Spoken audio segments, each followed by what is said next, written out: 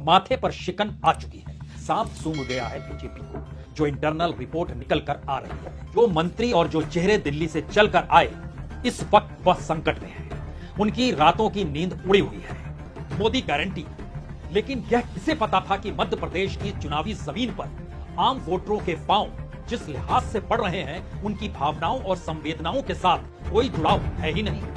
क्योंकि जो इंटरनल सर्वे निकल कर आ रहा है, वो बहुत साफ तौर पर बीजेपी के भीतर हैरानी पैदा कर रहा है कि एक झटके में 30 से ज्यादा सीट क्या गायब हो रही है, और क्या वो कांग्रेस के खाते में जा रही है। तो ये सवाल दरअसल मंत्रियों और सांसदों को लेकर जो दिल्ली से चलकर मध्य प्रदेश में, वह भी प्रधानमंत्री मोदी के कैबिनेट से निकलकर कोई मंत्री अगर चुनाव मैदान में जा रहा है और ये सोचकर भेजा जा रहा था कि दरअसल यहां पहुंचकर इस इलाके के तमाम मुद्दों का जिक्र नहीं करना है, बल्कि मोदी की उपलब्धियों का ही जिक्र करना है। बताना है किस तरीके से प्रधानमंत्री मोदी ने इस देश को कहां से कहां पहुंचा दिया। लेकिन जो वोटिंग हुई और उन इलाकों की वोटिंग जहां पे दिल्ली से आए हुए मंत्री और सांसद थे, यहां तक कि इंदौर एक का जिक्र भी कीजिए, वहां पर विजय वर्गीय पहुंचे थे। सबसे निचली पायदान का चुनाव भी उन्होंने इंदौर शहर में लड़ा था। लेकिन अब सवाल तो विधायक के चुनाव का था, और वो जब पश्चिम बंगाल में चुनाव करा सकते हैं और उसका कार्यभार ढो सकते हैं, यहां तक कि हरियाणा के भीतर भी वो प्रभारी बन सकते हैं, तो फिर एक सीट और वह भी इंदौर को पूरे तरीके से प्रभावित ना करने की सोच, यह संभव हो नहीं सकता है। तो आइए जरा इन परिस्थितियों में एक चीज समझ लीजिए कि जो मंत्री और जो चेहरे दिल्ली से चलकर आए, इस वक्त वह संकट में है। उनकी रातों की नींद उड़ी हुई है। क्योंकि जो इंटरनल सर्वे निकल कर आ रहा है, वो बहुत साफ तौर पर बीजेपी के भीतर हैरानी पैदा कर रहा है कि एक झटके में 30 से ज्यादा सीट क्या गायब हो रही है, और क्या वो कांग्रेस के खाते में जा रही है। तो ये पूरी रणनीति जिसने बिछाई, क्या वो बीजेपी के ही चाणक्य कहे जाने वाले अमित शाह थे, और अमित शाह को लेकर गुस्सा है। बात गुस्से की नहीं है। सवाल पहली बार यह है कि जो सिक्का दिल्ली का था, वह मध्य प्रदेश में आकर कहीं खोटा तो नहीं हो गया। और उसके बाद जब 3 दिसंबर को चुनाव परिणाम आएंगे 5 राज्यों के, उस दौर में अगर वो सिक्का खोटा है, तो 2024 को लेकर अभी से आप कमर कस लीजिए, क्योंकि यह राजनीति बीजेपी के भीतर बहुत सारी परिस्थितियों को पलटने वाली है।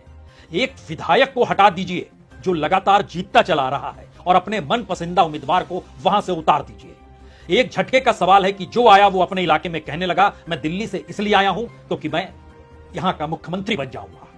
दिल्ली की रणनीति कहती है जीत जाएगी, लेकिन मध्य प्रदेश की जमीन कहती है नहीं जीतेगी। सांप सूंघ गया है बीजेपी को, जो इंटरनल रिपोर्ट निकल कर आ रही है। जरा एक एक नाम को समझने की कोशिश कीजिए, और मध्य प्रदेश को जब आप महाकौशल, मालवा निमाड़, ग्वालियर संभाल, बघेलखंड जो कि विंध्य का इलाका है, भोपाल, बुंदेलखंड, इन तमाम जगहों पर दिल्ली से ही लोग भेजे गए, और रणनीति यह बनाई गई कि अगर 2023 में राज्यों के चुनाव परिणाम उस चेहरे के आश्रय जीत हासिल कर लेते हैं, तो 2024 मुश्किल नहीं है। लेकिन यह सवाल किसी ने नहीं उठाया, अगर 23 में हार गए तो 24 मुमकिन कैसे होगा।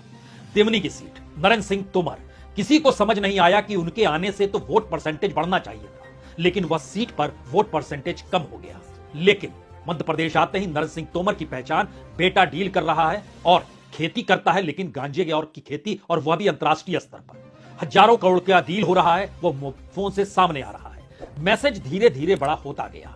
इस इलाके के भीतर ज्योतिरादित्य सिंधिया की भी मौजूदगी, लेकिन का सवाल यह था कि मुश्किल हालात में 3% वोट कम हो गए, और नरेंद्र सिंह तोमर का संकट यह है कि आज की तारीख में उस इलाके के भीतर की सारी रिपोर्ट बतलाती है लगभग 3 से 4% के वोट का अंतर हो सकता है चुनावी जीत हार को लेकर। प्रहलाद सिंह पटेल नरसिंहपुर से चुनाव जीते, उनके बारे में कहा जा रहा है बड़ा ही कांटे का मुकाबला है, और कांटे के मुकाबले का मतलब यह होता है, अगर आप इसको लोकल भाषा में समझे, कि प्रशासन आखिर में किसका साथ देगा, वो जीत जाएगा। आज सिंह कांटे के टक्कर में फंसे हैं, और यहां पर भी वोट बढ़ा तो सिर्फ 1% वोट। उनकी बात पे भरोसा मत कीजिए, भरोसा इस बात को कीजिए कि कैलाश विजयवर्गीय जो नेशनल जनरल सेक्रेटरी बीजेपी के, और चुनाव जितवाने में माहिर, करवाने में माहिर, लेकिन जब अपना चुनाव आया तो इनके इलाके में 3% वोट बढ़ा, 69% से 72 पर चला गया। यहाँ पर जो नरेंद्र सिंह तोमर की स्थिति है, कमोवेश वैसी स्थिति में जाकर वह भी फंस गए।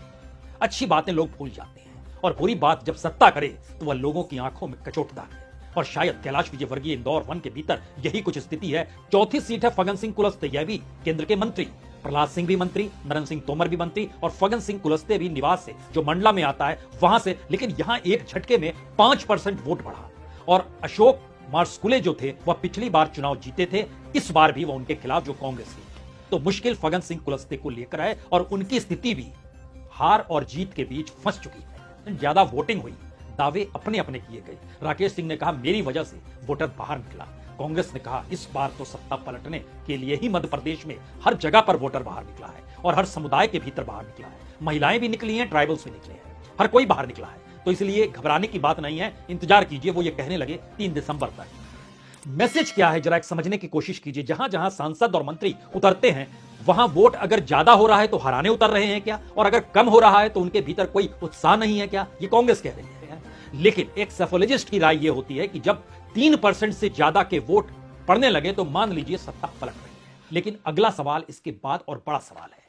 जब यह रणनीति बनाई जा रही थी, सांसद मंत्रियों को उतारा जा रहा था, तो रणनीति बहुत साफ थी कि मध्य प्रदेश के भीतर 18 वर्ष की इनकम्बेंसी को कहीं शांत किया जाए और कहीं मैनेज किया जाए, और मैनेज करने के लिए ध्यान को कहीं भटकाना होगा, नए तरीके से नए चेहरों को लाना होगा। यह रणनीति उस समय थी। लेकिन उसके पैरेलल में एक रणनीति और चल रही थी या अब चलने लगेगी, क्योंकि 2024 में इलेक्शन लोकसभा के दौर में बड़ी तादाद में बड़े सांसदों की टिकट कटने वाली है। जो जानकारी निकल कर आती है उसमें 150 से ज्यादा सांसद हो सकता है इस बार बदल जाए।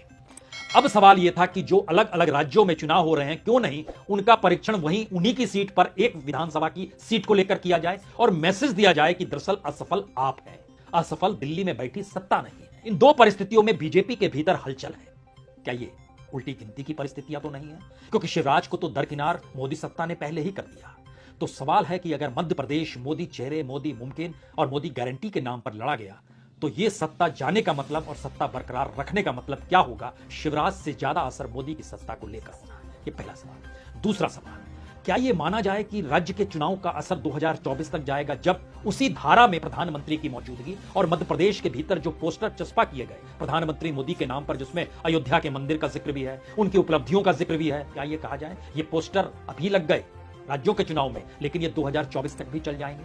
तो क्या ये चुनाव 2024 को लेकर आत्मनिरीक्षण, आत्म परीक्षण का मौका था दिल्ली की सत्ता के लिए? और शायद ये चुनाव उसी तर्ज पर लड़ा गया, इसलिए राज्य के चुनाव परिणाम दिल्ली की सत्ता को प्रभावित नहीं करेंगे, उन्होंने एक जमीन परख ली। क्या ये कहा जाए? ये दूसरा सवाल है कि ये नीचे तक जाएगा, यानी पंचायत स्तर के चुनाव तक इसका प्रभाव पड़ेगा। अलग अलग जगहों पर नगर निगम के चुनाव का जिक्र भर नहीं है। ये तो इसका मतलब है कि जो 4 स्टेजेस चुनाव के होते हैं, सांसद के, विधायक के, जिला के और पंचायत के, उन तमाम जगहों पर इसका असर पड़ने वाला है, तो पड़ सकता है।